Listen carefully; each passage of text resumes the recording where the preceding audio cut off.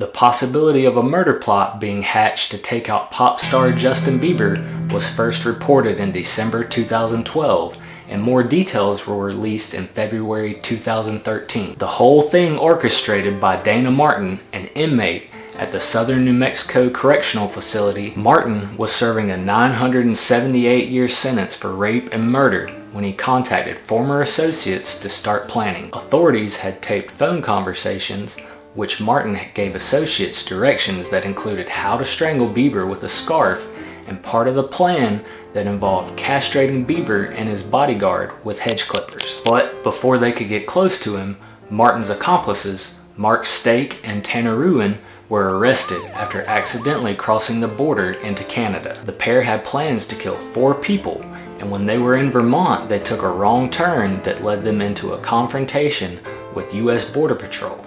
Stake was arrested immediately, and when Ruin was released, he called Martin to tell him what was going on. Even though they spoke in code, the call was recorded and Ruin arrested for conspiracy to commit both murder and aggravated battery. In 2011, celebrity guest chef Gordon Ramsay headed out to Costa Rica for the following film of a show called Shark Bait. The show was part of a series called Big Fish Fight. Highlighting some of the practices of the fishing industry, Ramsay's segment was on shark hunting, and he was investigating a horrific practice of catching sharks and cutting off their fins before leaving them to die. Ramsay went head-to-head with one group of the Taiwanese shark fin smugglers who made it known with no uncertainty that they didn't approve of having him and his camera crew anywhere near their activities. Ramsay reported to the Telegraph that its multi-billion-dollar industry completely unregulated. They traced some of the biggest culprits to Costa Rica. The day before he got there, a Taiwanese crew landed a haul of hammerhead sharks, so police searched the boat and found bales of cocaine. These were no small-time criminals, and when Ramsay persisted in trying to film their operations, he stumbled on thousands and thousands of shark fins drying on a series of rooftops, all destined to become ingredients in shark fin soup. Somehow, gang members were able to capture him and douse him with a barrel of gasoline, a threat that was very, very clear. Later, after he managed to talk his way onto another boat, he and his crew were forced to stand against a wall and threatened at gunpoint. That's when police showed up again and ordered them to leave the country. Mick Jagger, he's one of the most iconic figures in the music world. And even though the Rolling Stones had been around for decades, it was only in 2008 that details of an assassination attempt with Mick Jagger as the target came to light. Details were finally released in a documentary called The FBI at 100. In 1969, the Stones held their Altamont Speedway Free concert, and for security, organizers hired the Hells Angels. By the time the concert was over, 4 people were dead, and the nightmarish scene the free concert had become heralded the end of an era. For their part, Rolling Stone reported the band members initially refused to play when they found out just what the arrangements were. But knowing that that would lead to rioting, they tried to go out, play, and close the whole thing down before things went south. Obviously that didn't happen. One of the dead was 18-year-old Meredith Hunter, and 3 different cameras filmed him being beaten to death by the Hells Angels that were supposed to be providing security. When the Stones, and specifically Mick Jagger, made their disgust perfectly well known, the Hells Angels decided he needed to be taken out. The plot was pretty elaborate, with members of the gang getting a boat to approach Jagger's Hampton home from the seafront. It's likely he was only saved by virtue of something that sounds completely implausible: a freak storm. The boat carrying the would-be assassins capsized, and although everyone survived, they abandoned the plan to kill Mick Jagger, who never even knew he had been targeted. On December 30th, 1999, a man scaled the wall of George Harrison's 34-acre estate, making it to the house without setting off security lights or alarms, only alerting the sleeping Beatle and his wife that someone was in their home with the sound of breaking glass. So this is when Harrison called a housekeeper living on the estate who phoned the police. By the time they arrived, they found that he had been stabbed several times, but he fought with his intruder, Michael Abram. It was Harrison's wife Olivia who put an end to the fight, knocking Abram out with a lamp. When paramedics finally got to the scene, they found out how close Harrison really was to dying. The knife had missed his heart by inches. The assassin was a recovering heroin addict who had gone through phases of being obsessed with different musicians. At the time, it was the Beatles. In spite of being attended to by psychiatrists, he was known around Merseyside for being eccentric at the least. According to his mother, he started to wear a Walkman to play music to stop hearing the voices in his head. In 2002, he issued an apology in the wake of what was seemingly a bizarre sentencing, or lack thereof. His 2000 trial found him not guilty of attempted murder on insanity charges, and he was sent to a medical facility. He was released from the facility in 2002, saying he can only hope the Harrison family might somehow find it in their hearts to accept his apologies. He said he was ashamed of what he did and deeply sorry it happened. The Harrison family was less sympathetic, with Olivia and their son issuing statements saying they can never forget how brutally close Abram came to killing dear George and herself, nor the trauma inflicted on their son and the family. No matter who you are, your home should be your private sanctuary.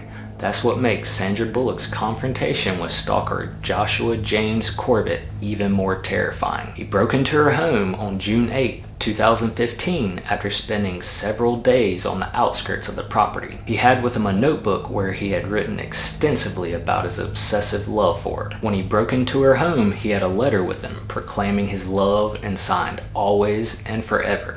Love your husband." The 911 call was released that Bullock made from her closet, where she hid after spotting the stranger in her home, along with further details about the journal Corbett was keeping. In it, he wrote about his love, but his desire to have sex with her, and careful chronicle of all the security features she had in her home. Even though he wasn't armed when he broke into her house, he was also charged with possession of illegal assault weapons, machine guns, and tracer ammunition. It gets even creepier. It was reported that Bullock first ran into Corbett when she was coming out of the bathroom after getting ready for bed, meaning it was impossible to tell whether or not he had been standing there the entire time she was showering. In 1993, American tennis player Monica Seles was at the top of her game, and on April 30th, a man tried to kill her on a court in Germany. Around 6,000 people were in the crowd, watching as Seles took on a Bulgarian player named Maggie Maliva. She was leading, and as she sat on the bench during the changeover, a man leaned over the barrier and stabbed her in the back. ESPN would include this in their list of most shocking moments in the history of the sport. And in the end, Seles was extremely lucky. The 9-inch blade carried by a 38-year-old German factory worker obsessed by one of Seles' biggest rifles, Steffi Graf, just missed her spine and miraculously didn't puncture any internal organs. She survived, but what followed was a spiraling depression, an eating disorder, and darkness. Seles hasn't talked much about that day, but she did write, "What was wrong with me? There was a problem that no CAT scan or MRI readout could diagnose. Darkness descended into her head. No matter how many ways she analyzed the situation, she couldn't find a bright side." It was made worse when not only the governing body of women's tennis refused to freeze her rankings for the 28 months she was away from the game, but her refusal to testify against her attacker in a German court was cited as one of the reasons that the attacker walked free, slapped with a suspended sentence and probation instead of an attempted murder charge he had been up for. Seles never went back to Germany and said there was no way she could go into court, where she would have to sit with her back to him. She did return to tennis, but not at the championship level. Larry Flynt is the controversial mastermind behind Hustler magazine, and he was fighting obscenity charges in a Georgia court when he was shot on March 6, 1978. The gunshots sent him to intensive care, and he was ultimately paralyzed from the waist down. The gunman wasn't caught until a few years later, and when Joseph Paul Franklin was arrested for his connection to the murder of an interracial couple, his secrets started spilling out. His attempt to kill Flynn was only one of his long list of crimes, which were actually racially motivated. In 2013, Flynt wrote a piece for The Hollywood Reporter where he talked about whether or not his would-be murderer should face the death penalty. According to Flynt himself, Franklin shot him because of one of the specific spreads that he had chosen to run in Hustler. featuring a white woman with a black man. For Franklin, who once said he was trying to start a race war, that was all the reason he needed to target Flynt. After Franklin's conviction, he started consecutive life sentences amassed during his 3-year murder spree. He never served most of those years though. He was executed by lethal injection on November 20th, 2013. One of the most outspoken opponents of his execution was Flynt, who wrote, "He would love an hour in a room with him and a pair of wire cutters and pliers, so he could inflict the same damage on Franklin that he had inflicted on him, but said he did not want to kill him, nor did he want to see him die. He would also say he has many years in his wheelchair to think about the very topic." As he sees it, the self-motivating factor behind the death penalty is vengeance, not justice, and he firmly believed that a government that forbids killing among its citizens should not be in the business of killing people itself. In 1998, Jonathan Norman was sentenced to 25 years in prison for his plot to break into the home of Steven Spielberg, take his family hostage, and do some pretty terrible things to the director himself. When Spielberg spoke to the court, he said had Jonathan Norman actually confronted him, he genuinely thought in his heart he believed that he would have been raped or maimed or killed. If he's out on the street, he will always live in fear. The possibility that Jonathan Norman might have another opportunity to carry out his threats is beyond frightening to him. Norman had been arrested after 2 attempts after breaking into Spielberg's Pacific Palisades estate. That was in 1997, and when he made his attempts, he had duct tape, handcuffs, and a knife with him. Spielberg wasn't home at the time, but that didn't make Norman's actions less terrifying. He had gone as far as to lease the same car that Spielberg's wife drove, hoping to use it to get past security. Even though Norman's lawyers tried arguing that he was only getting a stiff penalty because his target was famous, his previous felony convictions allowed the court to hand out the max penalty with a guilty verdict. In 2013, 2 men were found guilty of plotting to kill singer Joss Stone. They had been arrested 2 years prior after Stone's neighbors noticed them, and when police got there to apprehend the suspicious pair, they found they were armed with swords. They had been arrested 2 years prior after Stone's neighbors noticed them, and when police got there to apprehend the suspicious pair, they found they were armed with swords and were carrying a body bag and rope. It wasn't long after the arrest that handwritten notes surfaced detailing a disturbing plan to behead her. They also reported that the reason for the murder plot was Stone's connection to Britain's royal family, and that she is longtime friends with Prince William. Even more light was shed on just how detailed the plans were. Kevin Liverpool and Junior Bradshaw had planned to first kill her, then dispose of her body in a nearby river. The two had driven from Manchester to East Devon in a car packed with hammers, knives, garbage bags, duct tape, hose, and swords, and bizarrely, they were even involved in an incident with police in Gloucestershire. They were actually stopped fleeing from a gas station without paying, and police who didn't know about the theft or the weapons let them go on their way. Stone was home at the time the 2 men were asking locals for directions to her house.